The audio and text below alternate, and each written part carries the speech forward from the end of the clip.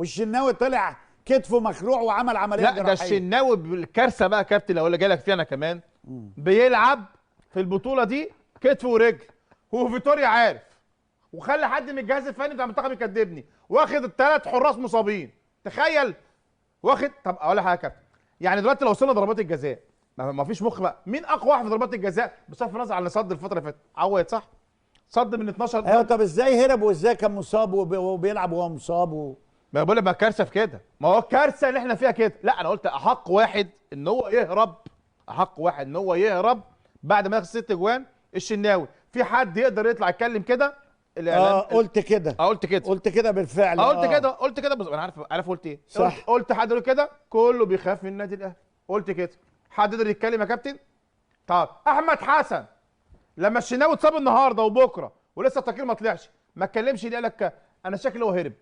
ازاي يعني يسيب الماتش كده؟ ازاي يطلع ما اتكلمش؟ ما يقدرش. ما يمكن عارف انه مصاب، انه كتفه اتخلع وبيعمل عمليه بعد 24 ساعه يعني هو كان كتفه مخلوع وبيلعب. هو يقدر لا هل حارس المرمى احنا معانا نجم حراس المرمى؟ لا استحاله حارس المرمى كتفه يبقى مخلوع ولا هو كتفه خلع نتيجه الم؟ لا يعني انا مثلا حاسس بوجع في كتفي كابتن، بحس بيطقطق مني وبتاع، هل ممكن الكتف لو حركه فجائيه خلع الكتف ملوش دعوه؟ بعد اذنك دي واحده كابتن، بعد اذنك يا كابتن. طب لا انا هقفل كلامي بس.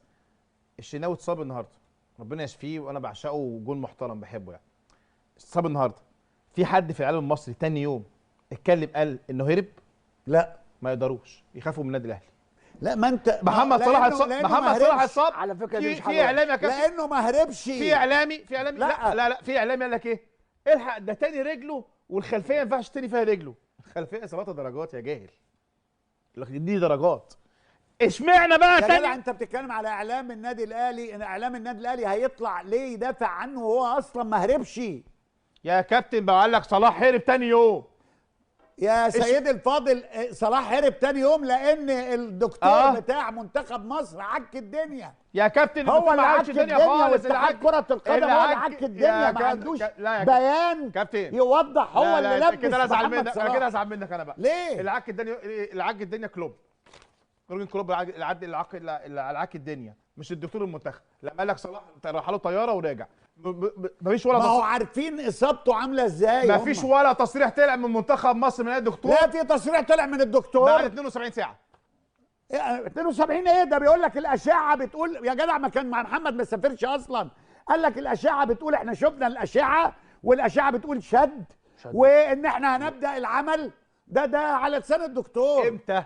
لا يا عم تاني يوم يوم قال شد من الدرجه الثالثه. طب اسمع تاني يوم قال شد من الدرجه الثالثه وهيحتاج اسبوع. الله ينور عليك. بعدها ب3 ايام قبل ما كلوب بيتكلم رجع قال لا احنا عملنا اشعه تاني وطلع شد من الدرجه واحد بس، واحد في العالم المصري ايا كان مين هو يقول لك الشناوي عشان كان سيء جدا في البطوله دي هرب، بعد كده نعتذر له، مفيش مشكله. واحد بس يا اسامه. طب يا حبيبي لا انا هرد على دي بس معلش يا حبيبي، ما انت برضه